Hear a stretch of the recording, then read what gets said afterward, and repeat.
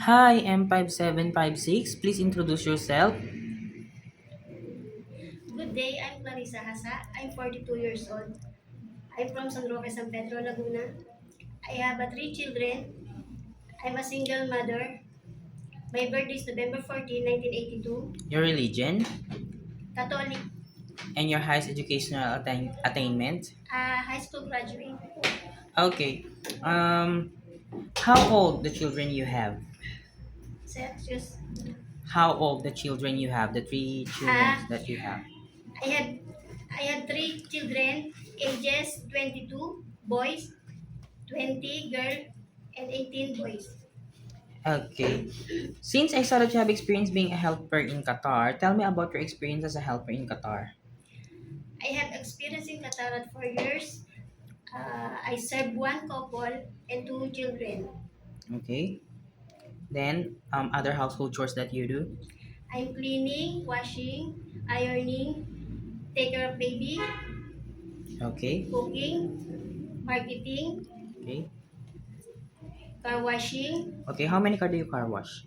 one on this. Okay, so you're taking care of two kids from 0 to 2 years old and also for 0 to 4 years old because Yes, you are 4 years in Hong Kong, yes, sir. right?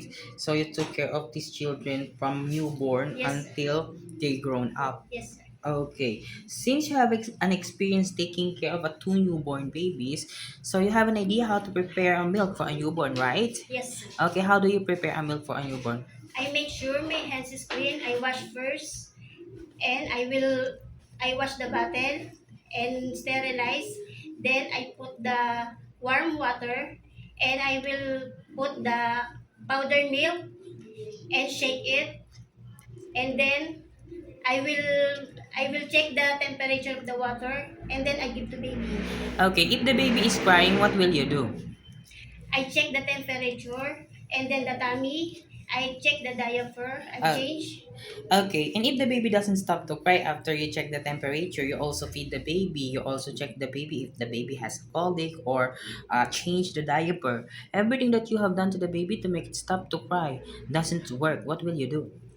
I call to my mom, to the mother of the baby, and I ask to her what I do. Okay, what you will do to the baby because the baby doesn't stop to cry. Right, that's the right thing you should do because maybe only the parents know what to do to the baby to make it stop to cry, right? Yes, Okay. Why do you want to work in Hong Kong? I want to work in Hong Kong because I want to experience the country of Hong Kong, because the Hong Kong is very respectful country and very good people in the Hong Kong. Okay, and how long do you want to work in Hong Kong? As long as my employer want me. So it is okay to you to extend your contract. Yes, sir. Okay. Do you have any idea how to prepare Chinese food? Yes, sir. Uh, I will prepare steamed fish Okay. and beef with broccoli and shiitake Okay. and stir fry vegetable. Okay. How did you know to prepare Chinese food? I will I will watch YouTube So and that you I learn how yes, to sir. prepare Chinese Yes, sir. food. Then you already prepare a Chinese cuisine, right? Yes, sir. Okay, that's why you know how to prepare. Okay. It is okay to you to eat the food that the employer provides. Yes, sir. It is okay to you to share jobs as a helper. Yes, sir. How about taking care of a pets? Yes, sir. Taking care of elderly. Yes, sir. It is okay to you to work on Sunday or in a holiday setup. Yes, sir. How about sharing room with kids? Yes, sir. It is okay to you to cut your hair into short because I saw that you have a long hair. Yes, sir.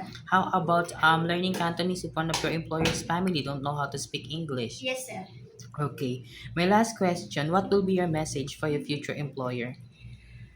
For my dear employer, to the future dear employer, I will, if you choose me, I promise to you, I do hardworking, trusting, God-fearing, and very kind to your, I will treat your family like my own.